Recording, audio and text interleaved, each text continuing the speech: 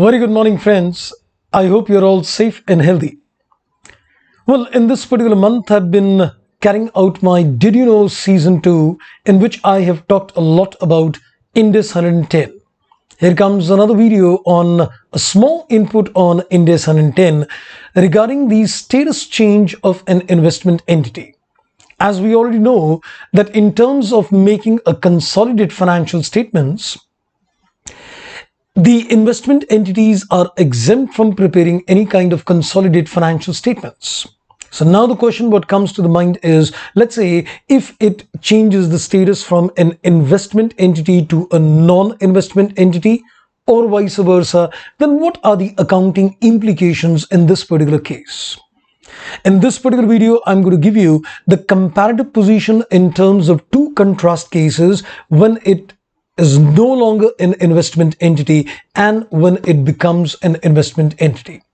Let's find out the accounting implications in detail in this video.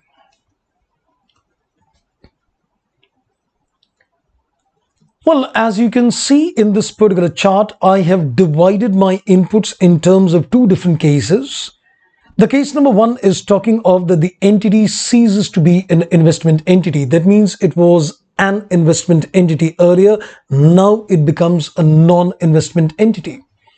Which means in this particular case, earlier it was exempt from consolidation and now it is required to do the consolidation. And the moment it is required to do the consolidation, you need to first of all consider that what is the date of acquisition. And since in this particular case, the date of acquisition is required so that we can do the entry for the purpose of consolidation, which is done by virtue of Index 103. So the date of the change of the status, the date when the status made a change, that is considered to be a deemed acquisition date for Index 103. Why Index 103? Because a consolidation as per 110, Index 103 will precede that consolidation.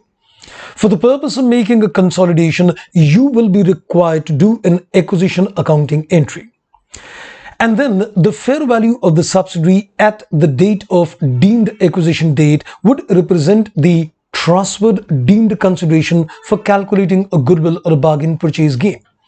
So the two important inputs is what is the date of acquisition, the date of change of the status.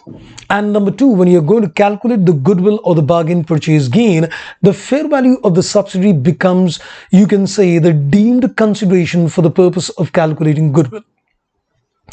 On the contrary, if you look at the case number two, an entity becomes an investment entity. That means earlier it was a non-investment entity which was being consolidated. Now it's switched over to an investment entity. So we need to seize the concept of consolidation. And in order to seize the concept of consolidation, we will seize it from the date again when the status changes. And what is the accounting implications in this case? Just do the normal accounting, which is done in terms of loss of control. De-recognize the assets and liabilities, de-recognize the goodwill, de-recognize the NCI, and any difference which appears on account of the change in the status, the difference in the entry is taken to the P&L. Which indirectly means that what you need to do at the time of deconsolidation is you need to basically put a reverse entry which is done under Index 103.